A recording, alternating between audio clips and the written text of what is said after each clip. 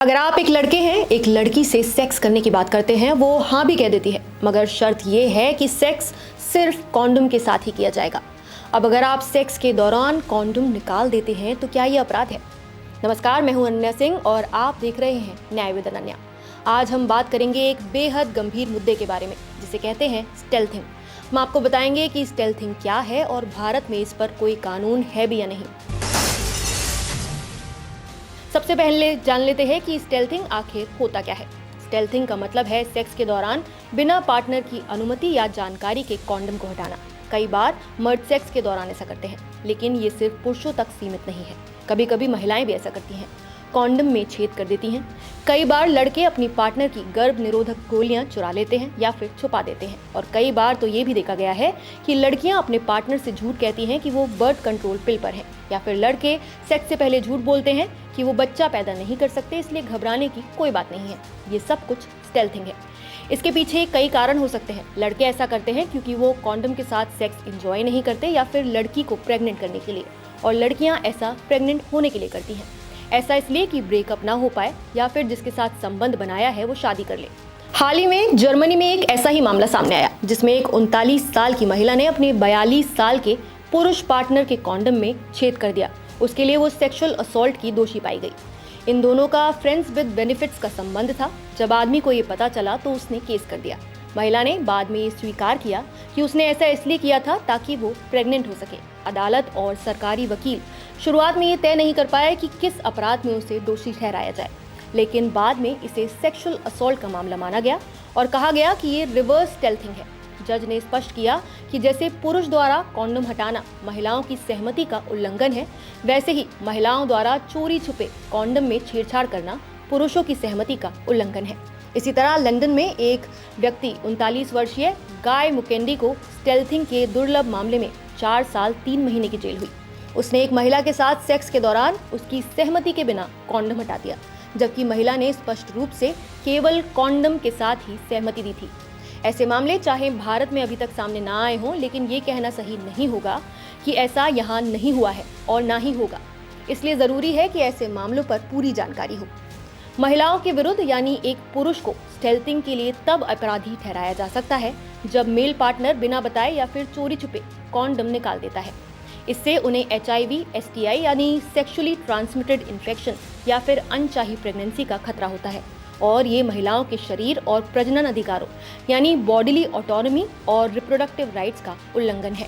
भारत में स्टेल्थिंग पर कोई विशेष या फिर सीधा कानून या फिर जजमेंट नहीं है, लेकिन भारतीय अदालतों ने कई बार ये साफ कहा है कि धोखे से ली गई सहमति यानी कंसेंट असली सहमति नहीं होती, और इसी सिद्धांत के आधार पर ये समझा जा सकता है कि स्टेल्थिंग भी रेप बाय डिसेप्शन यानी धोखे से बनाए गए यौन संबंध की श्रेणी में आ सकता है।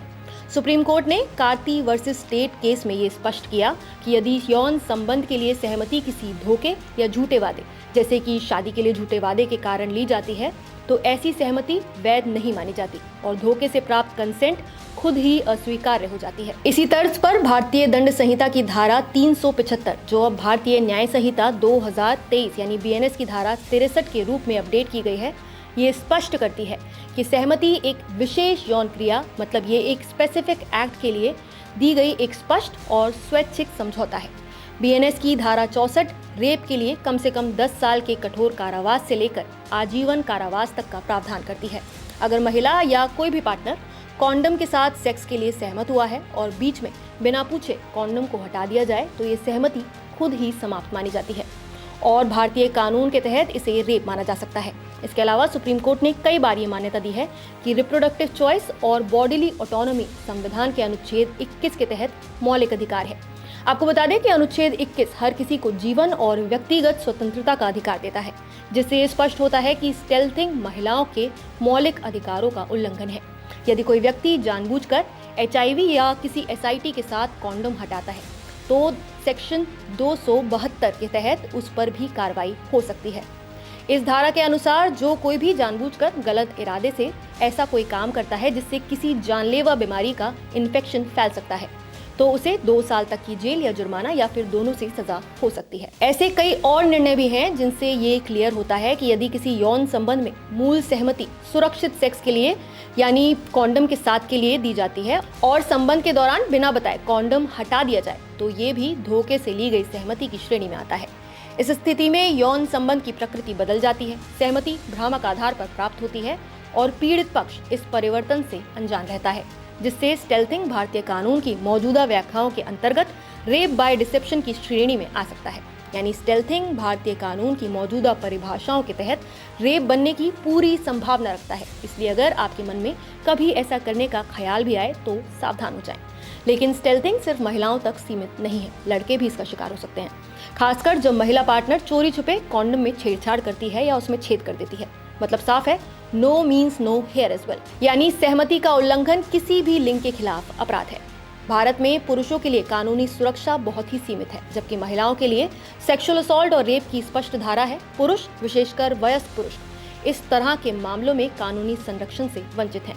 Prevention of children from sexual offences यानी पॉक्सो एक्ट केवल नाबालिग लड़कों को सुरक्षा देता है, लेकिन वयस्क पुरुषों के लिए सेक्सुअल असॉल्ट या फिर स्टेल्थिंग के खिलाफ कोई समान कानून नहीं है।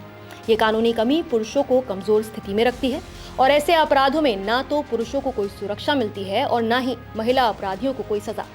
भारत में कई मामलों में कंडीशनल कंसेंट और कंसेंट विड्रॉल के मुद्दे सामने आए हैं, लेकिन स्टेल्थिंग पर कोई निश्चित प्रेसिडेंट यानी कोर्ट का फैसला अभी तक नहीं है, जिससे अपराध अक्सर रिपोर्ट नहीं होता और न्यायिक अस्पष्टता बनी रहती है। दुनिया भर में स्टेल्थिंग को लेकर कानून तेजी से विकसित हो रहे हैं। अमेरिका के कैलिफोर्निया में इसे सिविल सेक्सुअल बैटरी के रूप में मान्यता दी गई है, जिससे पीड़ित इमोशनल और मेडिकल डैमेजेस का दावा कर सकते हैं। यूनाइटेड किंगडम में सेक्सुअल ऑफेंसेस एक्ट 2003 के तहत इसे रेप माना गया है, क्योंकि कंसेंट को कंडीशनल माना जाता है। प्रोटेक्टेड सेक्स के लिए दी गई सहमति अनप्रोटेक्टेड सेक्स पर लागू नहीं होती।